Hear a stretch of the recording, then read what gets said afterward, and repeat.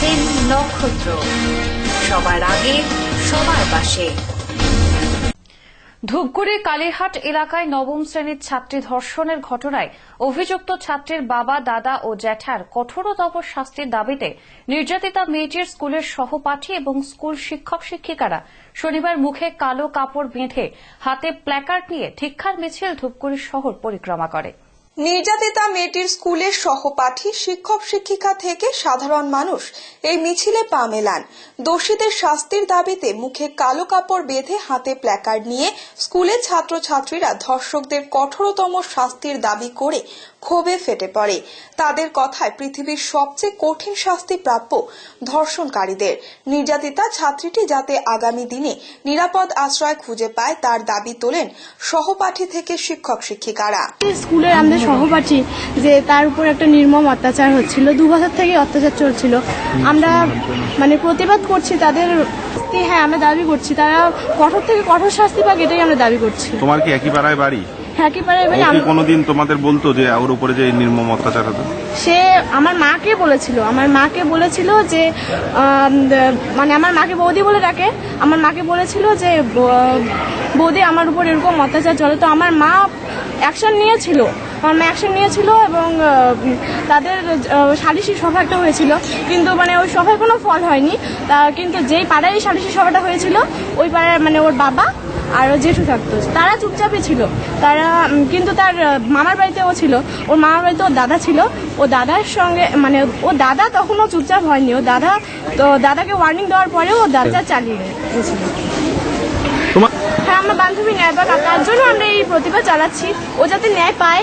Kalirhat high স্কুলের প্রধান শিক্ষক পঙ্কজ কুমার অধিকারী জানান, অপরাধীদের কঠোর শাস্তির দাবি করছে স্কুলের তরফ থেকে।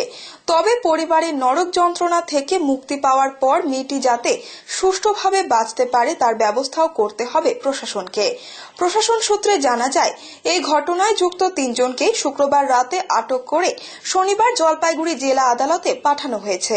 অত্যন্ত নিন্দনীয় ঘটনা। আমাদের মাস্টারমশাইরা সেই বিষয়টা তীব্র ধিক্কারই জানিয়েছে। আমাদের কাছে প্র্যাকটিক্যালি কালকেই এসছে এবং তখন তো ছিলাম না আমি। তো আগে এসেছিল কিনা কোনো মাস্টারমশাই সেটা জানা নেই। আমাদের ভারতবর্ষে তো কোনোদিন এই রেওয়াজটাকে কোনো স্বীকৃতি দেয়নি যে পরিবারে লালন পালন হয়, সন্তানের লালন পালন হয়, তারা হচ্ছে রক্ষাকর্তা। তা মা হচ্ছে রক্ষাকর্ত্রী আর বাবা হচ্ছে এই নিয়ে পরিবারটা রক্ষা করবে, সেটাই তো ট্র্যাডিশন। এবার সেই ট্র্যাডিশনের বিরুদ্ধে যারা যায় তারা প্রকৃতির বিরুদ্ধেই যায়, আর প্রকৃতির বিরুদ্ধে লড়াই প্রকৃতি কখনো ক্ষমাও করে না।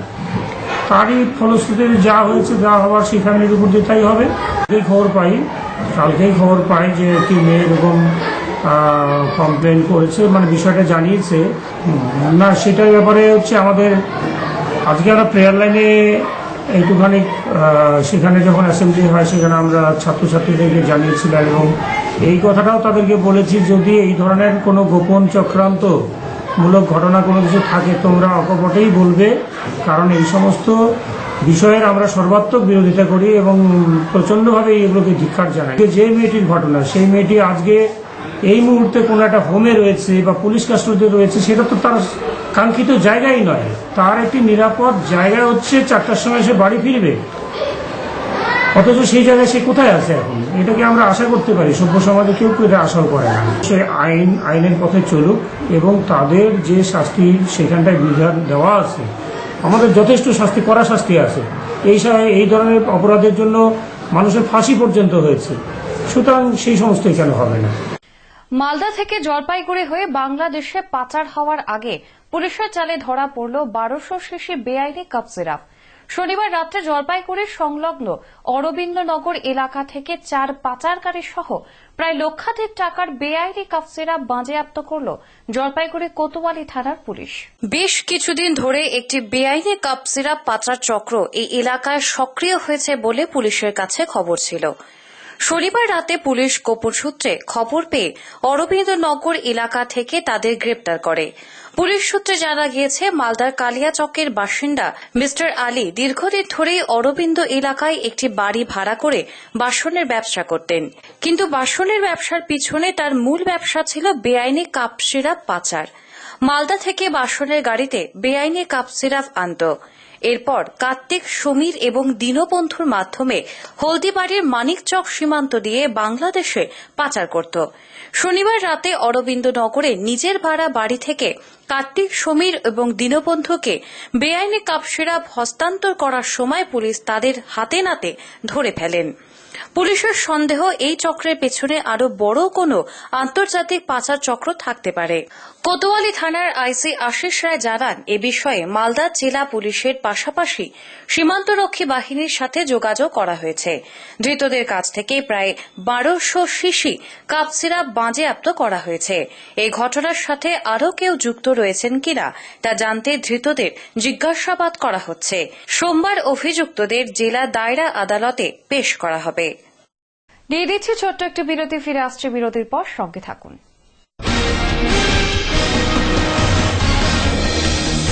আপনারা দেখছেন নক্ষত্র, সবার আগে সবার পাশে।